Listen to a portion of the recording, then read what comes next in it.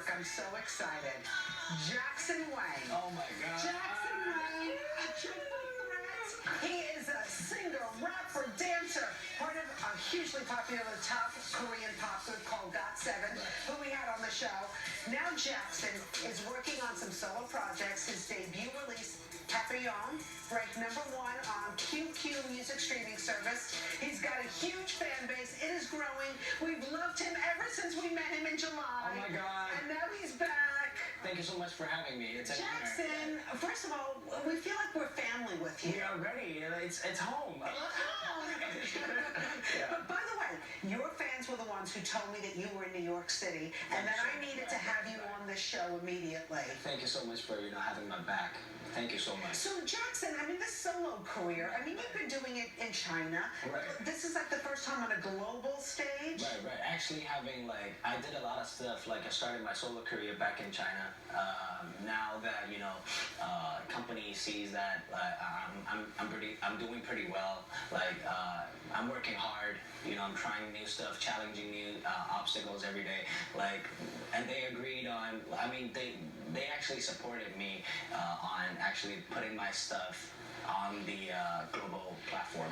So how is your solo music different from GOT7 music, or is it different? So this is the thing. If it's GOT7, you have like 7 different colors. Like, it's like rainbow, But for my specific type of genre music, it's like a specific color. You get like only Jackson flavor from it. It's only me. You get Jackson Wang from my music, and also my everything that I do on solo stuff, right? So, how are you going to juggle the GOT7 and the solo career? So this is my schedule in a year. Like 6 months in Korea doing with my brothers GOT7 schedules, and 6 months in China doing my own solo stuff. So whenever they get to rest, I go to China. When the Chinese team, the label that I created, Team Wang, when they rest, I go back to Korea.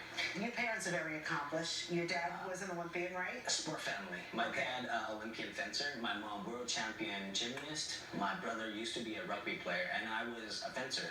You were a fencer. Yes. Who had goals to go to the Olympics, got a scholarship to Stanford University. Scholarship for that. Yeah. And you told your parents, nah, I think I want to be in music. How did that go over? It's just like, I don't want to regret. Like, I felt like even when I was an athlete back then, music has been always my motivation, and it was always there by my side. And I got introduced to music through GarageBand. And then I just told my parents, hey, maybe one day, I want to be a singer, if it's okay. And then the funny thing is, a miracle happened. I was in school in Hong Kong, and the Korean entertainment casting team actually came to our school, and it was during exam day. Like, everyone just went home. I stayed a little longer to play basketball, and they were there, and they saw me, and then they're like, you want to be a singer? Do you want to audition? And I said, I'm good. Okay, why not give it a try? Life is too short. So I did. And I passed, and I told my parents, I want to be a singer. I want to do music. And they thought I was kidding in the first place. But I really believed in it, so I said, please, Dad, I believe in this. I don't want to regret when I'm 80 years old telling my grandkids, your grandpa could have done that or this.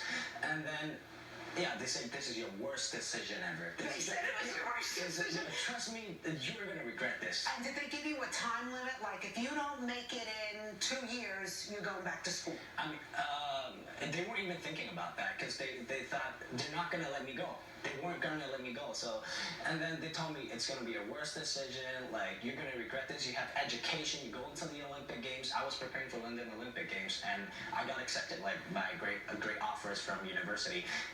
They said it's the worst. You have everything ready. Well, there are like kids that's dreaming to be where you are right now. But then I just told them, I believe in myself. If I fail, it's okay. At least it's worth a try. They said it's the best. I mean, the worst decision ever. And after my first concert in Korea, and then they said, look, we believed in you. Hey, we believed in you. You got this from us. Like, it's in the DNA. You're working hard on everything. I mean, aren't you the face of Fendi? I'm blessed. And Dior in China? Yes. I see you all styled up. And I love the song Fendi Man. Oh, you like it? Can you give me a little bit of it? Fendi Man. El made it Great War 2007. Made it show them balling through. Yeah, hey. That is so great.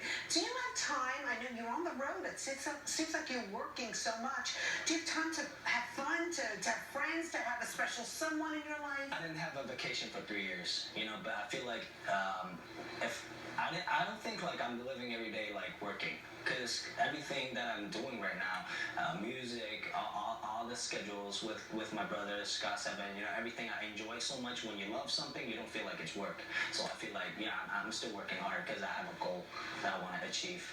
Right. Do you have time for love? I wish I could, but you know, like, I wish I could. This is the thing, I feel like throughout the year, 6-month thing in Korea, 6-month in China. So when you love somebody, you gotta be responsible. You know, it's not just like one way, like, it's not okay if I'm the only one who's feeling good.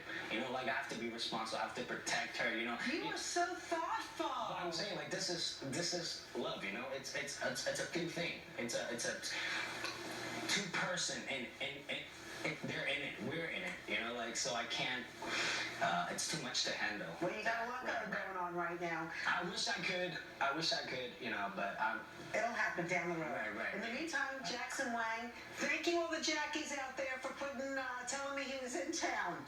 You're not gonna have a good day if you're not watching Good Day New York.